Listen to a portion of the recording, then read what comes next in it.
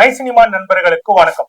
நண்பர்களே, இயக்குனர் சுதா அவர்களுடைய இயக்கத்துல சிவகார்த்திகேயன், ஸ்ரீலீலா, மோகன் ரவி, ஆதர்வா இவரெல்லாம் நடித்த பராசக்தி இந்த படம் பாத்தீங்கன்னாக்கா உண்மையில சரியான காலகட்டத்துல வெளிவந்திருக்க ஒரு படம் தான் சொல்ல முடியும். தொடர்ந்து இந்திய ஆதிக்கம் எப்படியெல்லாம் இந்த நாட்டுல முழுக்க பரவி இந்த நாடு முழுக்க ஒரே விதமான யூனிஃபார்மிட்டியை உருவாக்கும் சொல்லிட்டு அன்னைக்கும் சரி இன்னைக்கு வரைக்கும் சரி தொடர்ந்து இந்த நாட்டுல யூனிட்டியை உருவாக்குற அப்படின்ற பேர்ல, ஒற்றுமையை உருவாக்குற அப்படின்ற பேர்ல ஒரு விதமான யூனிஃபார்மிட்டியை தான் உருவாக்குறதுக்கான முயற்சி பண்ணிட்டு இருக்கிறாங்க அப்படின்றத டெல்லி அகாத்தியம் மிக தெளிவாக பண்ணிட்டு இருக்கிற விஷயத்த இந்த படத்துல இந்தி திணிப்பு அப்படின்ற ஒரு விஷயத்தை மட்டுமே கையில எடுத்துக்கொண்டு இந்த திணிப்புக்கு எதிராக நடத்தப்பட்ட போராட்டம் உச்சகட்ட போராட்டமா சொல்லப்படுகின்ற பொள்ளாச்சி நடந்த சம்பவங்கள் மிக நேர்த்தியாக இந்த படத்துல கையாண்டு இருக்க இயக்குனர் சுதா அவர்கள் அப்படிதான் சொல்ல முடியும்.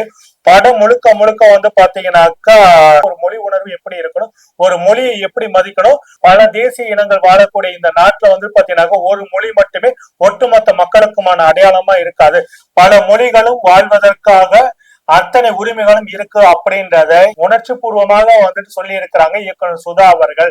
ஆனாலும் படத்துல பாத்தீங்கன்னா எனக்கு ஒரு ஓப்பனிங்லேயே ஒரு விஷயம் என்னன்னாக்கா, இந்தி அரக்கி அப்படின்ற காட்டுற இடத்துல பாத்தீங்கன்னாக்கா தொடர்ந்து அரக்க குணம் தீயவர்கள் அப்படின்னு காட்டினாக்கா அந்த கருப்பை மட்டுமே காட்டுகின்ற அந்த உள்ளத்தால் இருக்கக்கூடிய மேட்டு ஏன் இந்தி அரக்கி கருப்பாக தான் இருக்கணும், ஏன் காவியா இருந்தா ஆகாதா அப்படின்ற ஒரு கேள்வியும் இருக்குது. அப்படி இருக்கும்போது பாத்தீங்கன்னா அது ஐடியாலஜிக்கலா பாத்தீங்கன்னாக்கா இந்திய அரக்க குணத்தோட ஒப்பிடணும்னா அது ஒப்பிட தேவையில்லை. ஆனாலும் பாத்தீங்கன்னாக்கா அது நம்முடைய தமிழ் மொழியை அழிப்பதற்கான, பிற பிராந்திய மொழிகளை அழிப்பதற்கான ஒரு அசுர குணத்தோட வரும்போது அது அரக்கின்னு சொல்லி மென்ஷன் பண்ணுவாங்க. அதே பிற்போக்குத்தனமா அரக்கர்கள் அப்படின்னாலே அந்த கருப்பு உருவத்தோட காட்டுவாங்க இல்லையா, பழைய படத்தோட பாணி, அந்த பாணியவே இயக்குனர் சுதா அவர்களும் இந்த இடத்துல பயன்படுத்தி இருக்காங்க அப்படின்னு ஒரு சிறிய வேதனை இருக்கதான் செய்யுது. ஆனாலும் பாத்தீங்கன்னாக்கா படம் முழுக்கவுமே பாத்தீங்கன்னாக்கா எந்த இடத்துலயும் பிசுறு தட்டாம அப்படியே இந்த படத்தை என்ன நடந்ததோ அதை அப்படியே காட்சிப்படுத்தி இருக்காங்க. சென்சார் பாத்தீங்கன்னா பலவிதமான கட்டுகளை கொடுத்து பல வசனங்களையும் காட்சிகளையும் நீக்கினாங்க. அப்படின்னாலும் நீக்கப்பட்ட காட்சிகள் அத்தனையுமே வெளிநாடுகள் திரையிடப்பட்டதுக்கு அப்புறமேட்டு சோசியல் மீடியாக்கள்ல அந்த காட்சிகளுடைய அழுத்தம் என்ன அப்படின்றத மிக தெளிவாகவே உணர்த்தி இருக்குது அப்படின்னு பார்க்க முடியுது. அப்படி இருக்கும். அது மட்டும் இல்லாம இந்த படத்துல செலியன் கேரக்டர் வரக்கூடிய சிவகார்த்திகேயன் உண்மையிலேயே அவருடைய கேரக்டர் என்னவோ அதை அப்படியே புரிந்து கொண்டு நடித்திருக்க, குறிப்பாக புறநானூற்று படையுடைய தலைவனாக இருந்து கொண்டு ஹிந்தி திணிப்புக்கு எதிராக போராட்டத்தை முன்னிறுத்து நடத்துவதாகட்டும், தங்களுடைய போராட்டத்தால எக்காலத்திலையும் சாமானிய மக்கள் பாதிக்கப்பட்டக்கூடாது, குறிப்பாக ஹிந்தி பேசக்கூடிய மக்கள் பாதிக்கப்பட்டக்கூடாது அப்படின்றது மிக தெளிவாகவே இந்த கேரக்டர் அதுல கொண்டு காட்டி இருக்கிறாரு. நாங்க ஹிந்தி திணிப்புக்கு தான் எதிரிகளை தவிர எப்பொழுதும் ஹிந்திக்காரர்களுக்கு எதிரி இல்லை அப்படின்றத மிக அதாவது இன்னைக்கு வரைக்கும் தமிழ்நாட்டு அரசியல் களம் எப்படி இருக்கோ அதை அப்படியே சிவகார்த்திகேயன் அந்த தன்னுடைய வசனங்கள் மூலியமா சொல்லி இருக்கிறாரு. அது மட்டும் இல்லாம இந்த படத்துல இன்னொரு முக்கியமான கேரக்டர் பாத்தீங்கன்னாக்கா மோகன் ரவி அவர்கள் தான் தன்னுடைய சுய அடையாளத்தை ஏற்றுக்கொள்ள முடியும், இன்னொரு அடையாளத்தை தனக்குள்ள பொருத்திக்கொள்ள, அதாவது பாத்தீங்கன்னாக்கா பிறப்பால் தான் ஒரு தமிழன் அப்படின்றத ஏற்றுக்கொள்ள முடியாது, தான் விரும்புகின்ற அடையாளம் தனக்கு கிடைத்தாகணும் அப்படின்றதுக்காக மிகப்பெரிய மெனக்கடைகளை செய்து கொண்டு தன்னுடைய தாயவே, தன்னுடைய தாயையும் தன்னுடைய தந்தையும், அவருடைய தாய் பாத்தீங்கன்னாக்கா மாற்று மொழி பேசக்கூடிய நபராக இருக்கிறாங்க, அவருடைய அப்பா பார்த்தா ஒரு தமிழனா இருக்கிறாரு அப்படின்றதுனால பாத்தீங்கன்னாக்கா குறிப்பாக தமிழர்களுக்கு சுதந்திர இந்திய காலகட்டத்துல எந்த அளவுக்கு இழிவாக பார்க்கப்பட்டார்கள் அப்படின்ற சூழலும் இருந்தது. அது மட்டும் இல்லாம ஜெயம் ரவி அவர்கள் அவங்க அம்மாட்ட தன்னுடைய அடையாளத்தை, அதாவது தமிழன்ற தன்னுடைய அடையாளத்தை மறைத்து கொண்டு இந்தியனா கூட ஹிந்தியன் அப்படின்ற அடையாளத்துக்குள்ள போகணும்னு நினைக்கக்கூடிய ஜெயம் ரவி பாத்தீங்கன்னாக்கா தன்னுடைய ஆற்றாமையின் வெளிப்பாடா பாத்தீங்கன்னா கடைசியில தன்னுடைய தாயையும் சொல்லக்கூடாத வார்த்தைகள்ல சொல்லி அந்த மாதிரி ஒரு மோசமான வார்த்தைகள்ல பேசக்கூடிய இடங்கள்லயும் சரி, அதுக்கு அவர் தாய் நீ யாருன்றதை நீ ஏற்றுக்கொண்டா மட்டும்தான் உன்னை இந்த உலகம் ஏற்றுக்கொள்ள, உன்னோட அடையாளத்தை மாற்றவே முடியாது அப்படின்னு வெளிப்படையாக சொல்ற விஷயங்களையும் அழுத்தமாக ஒருவனுடைய அடையாளம் என்பது அவனுடைய மொழி, அவனுடைய கலாச்சாரம் அப்படின்றதுல எந்த விதமான மாற்றுகள், ஒருவனுடைய அடையாளம் அப்படின்னாக்கா அவனுடைய மொழி மட்டும்தான் ஒருத்தனுக்கு அடையாளமா இருக்குன்றத அது குறிப்பாக இந்தியால ஒருத்தன் யார் அப்படின்றதுல அவன் தமிழனா, மலையாளியா, தெலுங்கனா, கன்னடனா, பெங்காலியா, குஜராத்தியா அப்படின்ற அந்த மொழி வழியிலதான் அவனுடைய அடையாளம் உறுதியாக இருக்கும் அப்படின்றத வெளிப்படையாக அழுத்தமாக அந்த கேரக்டர் உணர்த்திருக்கு. ஆதவா பாத்தீங்கன்னாக்கா மிகவும் அற்புதமாக தன்னுடைய நடிப்பை வந்துட்டு வெளிப்படுத்தியிருக்கா. போராட்ட களங்கள்ல ஆகட்டும், ஸ்ரீலீலா வந்துட்டு ரேடியோ ஸ்டேஷன்ல போயிட்டு உளவு பார்க்க வைக்கின்ற வேலைகளை செய்வதில் இருந்துட்டு எல்லா வேலைகளையும் நுட்பமாக செய்து கொண்டிருக்கிற நபராக இருக்கிறாரு ஆதவா வந்துட்டு. அது மட்டும் இல்லாம தன்னுடைய அண்ணன் தான் வந்துட்டு அந்த புறநானூற்று படையோட தலைவனா இருந்தான் அப்படின்ற தெரிந்த உடனே தன்னுடைய அண்ணன் மேல இருந்த மரியாதை வந்துட்டு பெருமளவு உயர்த்தி கொள்கின்ற விஷயத்துல மிகவும் உணர்ச்சி பூர்வமா நடிச்சிருக்கு. அதை விட முக்கியம் என்னன்னாக்கா, சிவகார்த்திகேயன் என்னதான் இந்தி திணிப்புக்கு எதிராக போராட்டங்களை பண்ணியிருந்தாலும் தனக்கு ஒரு ப்ரமோஷன் வேணும் அப்படின்றதுக்காக ஹிந்தியை வந்துட்டு படாத பாடுபட்டு கத்துக்கிட்டு இன்டர்வியூக்கு போறாரு அப்படின்னு கொள்ள அந்த இடத்துலயும் உன்னோட ஹிந்தி வந்துட்டு நீ ஹிந்தி பேசுறது சரியில்லை, உன்னோட ஹிந்தி அறிவு ரொம்ப கம்மியா இருக்கு, அதனால உனக்கு வேலை இல்லைன்னு சொல்லும் போதுதான் நாங்க என்னதான் நீங்க சொன்னதை கத்துக்கிட்டாலும் எங்களை நீங்க புறந்தள்ள வந்துட்டு ஹிந்தி பேசாத மக்களை வந்துட்டு வேலை வாய்ப்பை நீங்க புறக்கணிக்கிறதுக்கான வேலைகளை வந்து செய்வீங்க அப்படின்னு அன்னைக்கு இருந்து இன்னைக்கு வரைக்கும் அந்த சூழ்ச்சி தொடர்ந்துகிட்டே இருக்குது. அந்த சூழ்ச்சியை வந்துட்டு அழகா வெளிப்படுத்தி இருக்கிறாரு. குறிப்பாக ஐயா கண்ணு கேரக்டர்ல வரக்கூடிய அந்த கேரக்டருடைய தற்கொலை வந்து பாத்தீங்கன்னாக்கா சிவகார்த்திகேயனை மீண்டும் புறநானூற்று படை தலைவனாக மாற்றி மீண்டும் ஹிந்தி திணிப்புக்கு எதிராக போராட்ட களங்களை வடிவமைக்கிற இடங்கள்ல வந்து பாத்தீங்கன்னாக்கா ரொம்ப தத்ரூபமாக நடிச்சிருக்கிறாங்க. இன்னைக்கு இருக்கக்கூடிய ஜென்சி கிட்ஸுக்கு வந்து பாத்தீங்கன்னாக்கா மொழி அதை வந்துட்டு பாத்தீங்கன்னாக்கா கதாநாயகங்களை நம்பிக்கொண்டு அவர்கள் பேசுவதுதான் அரசியல் நினைத்து கொண்டிருக்கின்ற அந்த ஜென்சி கிட்ஸுக்கு மொழி அரசியல் அப்படின்ற ஒண்ணு வந்துட்டு இருக்குது. அப்படின்ற அந்த மொழி அரசியல் வந்து பாத்தீங்கன்னாக்க எந்த மொழி ஏகாதிபத்திய அரசியலாம் வந்து பாத்தீங்கன்னா எப்படி நம்மளுடைய கல்வி வேலை வாய்ப்பு இதெல்லாம் பழி போகும் அப்படின்றத மிக நுட்பமாவே இந்த படத்துல வந்துட்டு காட்டியிருக்காங்க.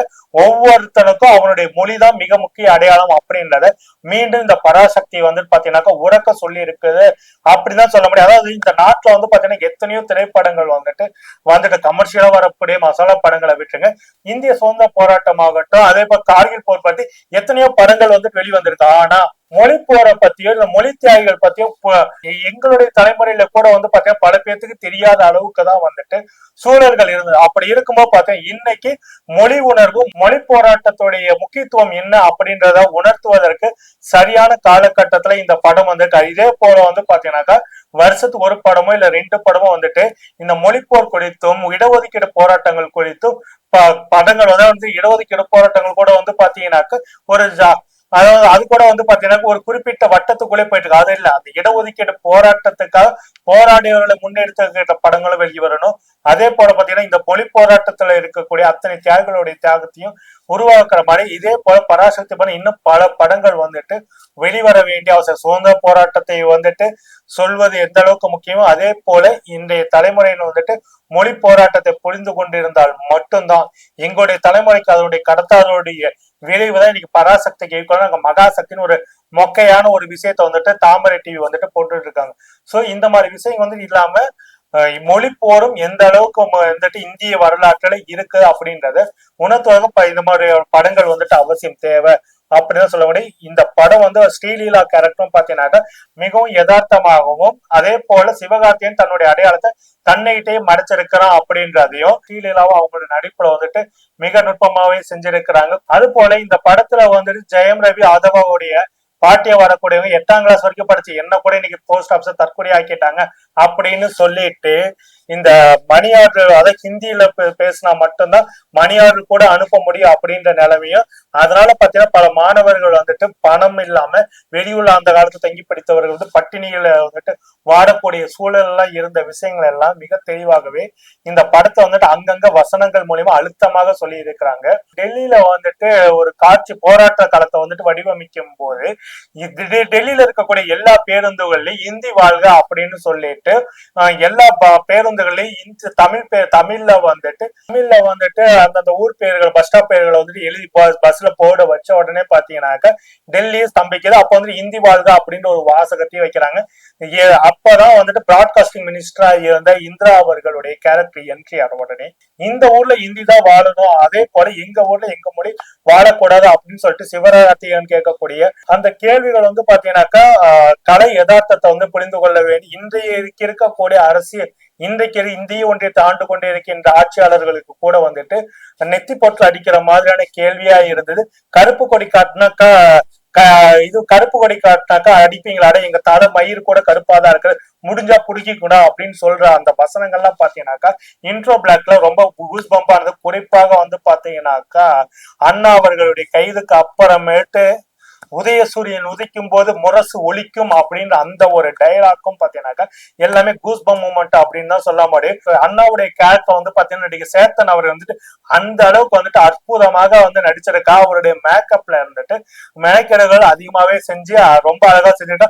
அதே போன்ற விஷயங்கள் வந்து பாத்தீங்கன்னாக்கா மற்றவர்களுக்கும் மற்ற கேரக்டரோட மேக்கப்லயும் இந்த படத்துல வந்துட்டு கொஞ்சம் செஞ்சிருக்கணும். குறிப்பா கலைஞர் கருணாநிதி அவர்களுடைய கேரக்டர், குரு சோமசுந்தரம் அவருடைய மேக்கப்ல இன்னும் கொஞ்சம் மெனக்கெடுகள் பண்ணியிருக்கணும். இந்திரா காந்தி அவர்களுடைய மேக்கப்ல மெனக்கெடுகள் பண்ணியிருக்கணும் அப்படின்னு சொன்னாங்க. பக்தவச்சாரம் கேரக்டர் நடித்த அவருடைய மேக்கப்லையும் இன்னும் சில நுட்பமான விஷயங்களை வந்து செய்து மேக்கப் வந்துட்டு இன்னும் கொஞ்சம் சரியாக நேர்த்தி பண்ணியிருந்தாங்க அப்படின்னாக்கா உண்மையிலே யதார்த்தம் வந்துட்டு ரொம்ப அழகாகவே இருந்திருக்கும். என்ன நடந்ததோ அவர் அப்படியே தெரிஞ்சிருக்கும்னு சொல்லக்கூடாது. என்னுடைய பார்வையில வந்து பாத்தீங்கன்னா இந்த படம் வந்துட்டு நாளைக்கு ஃபியூச்சர்ல வந்து எல்லாத்தோட ஓடிடியிலும் முக்கியமான ஒரு பிளேலிஸ்டா இந்த படம் இருக்க வேண்டிய அவசியம் இருக்கு. வரப்போகின்ற அடுத்தடுத்த தலைமுறைகளுக்கு வந்துட்டு காட்ட வேண்டிய படமா இருக்கு. கிளைமேக்ஸ்ல சிவகார்த்தி ஜெயம் ரவி வந்துட்டு எரிகிற சமயத்துல கூட திரும்ப திரும்ப நாங்க இது திணிச்சுக்கிட்டே தாண்டா இருப்போம்னு சொல்லும் போது சிவகார்த்திகேயன் வந்துட்டு உடனே அடியாக நீங்க எத்தனை முறை வந்தாலும் அப்பவும் எங்க பேரம்பேத்திங்க வந்துட்டு இந்த யுத்தத்தை வந்து நடத்துவாங்க, இந்த போராட்டத்தை வந்து நடத்துவாங்க அப்படின்னு சொல்றேன். அந்த இடங்கள்லாம் பாத்தீங்கன்னாக்கா இன்றைய ஆட்சியாளர்களுக்கும் பதிலடி மீண்டும் தமிழ்நாடு மட்டும் இதாகும். அது மட்டும் இல்லாம இந்த இந்தி திணிப்பு முழுக்க முழுக்க வந்து பாத்தீங்கன்னா சென்னை மாகாணத்துல இருந்த அத்தனை மொழி பேசுகின்ற மக்கள் எல்லாருமே தொடர்ந்து போராட்டத்துல பண்ணியிருக்காங்க அப்படின்றது. சில தற்கொலை கூட்டங்கள் இங்க இருந்துகிட்டு தான் இருக்குது. சில வந்து பாத்தீங்கன்னாக்கா ஜோம்பிகள், அதாவது வந்துட்டு வலதுசாரி தமிழ் தேசம் பேசக்கூடிய ஜோம்பி கூட்டங்களுக்கு, இந்த ஜோம்பி கூட்டங்கள்லாம் பாத்தீங்கன்னாக்கா இதை எப்படி வந்துட்டு இந்தி திணிப்பு போராட்ட தமிழர் அன்னைக்கு இருந்தது சென்னை மாகாணம். சென்னை மாகாணத்துல தமிழ், தெலுங்கு, கன்னடம், மலையாளம் அத்தனை பேரும் இருந்தாங்க. அது மட்டும் இல்லாம அத்தனை கட்சிக்காரர்கள் இருந்தாங்க. ஐயா குமரி ஆனந்தன் வந்து பாத்தீங்கன்னா இந்தி திணிப்புக்கு எதிராக போராட்டம் பண்ணி காங்கிரஸ்காரர், இப்படி ஏகப்பட்ட பேர் வந்து ஏகப்பட்ட கட்சிகள்ல வந்துட்டு இருக்கிறாங்க அப்படின்னு சொல்லும் போதுதான் இங்க வந்துட்டு கலையத குறிப்பாக மாணவர்களுக்கு தமிழ் உணர்வு ஊட்டக்கூடிய இடங்கள்ல வந்துட்டு திராவிட கழகத்தினருடைய பங்கு என்ன அப்படின்றது இந்த படம் வந்துட்டு ரொம்ப அழகாகவே காட்டி இருக்குன்னு தான் சொல்ல முடியும். என்னுடைய பார்வையில இந்த படத்துக்குடைய ரேட்டிங் பாத்தீங்கன்னா 4.6 கொடுப்பேன் அப்படின்னு தான் சொல்லிக் கொள்கிறேன். இந்த படம் எல்லாரும் கட்டாயம் பார்க்க வேண்டிய ஒரு படமாக தான் இருக்கும். மீண்டும் இன்னொரு படம் குறித்து பேசும் நண்பர்களே. நன்றி, வணக்கம்.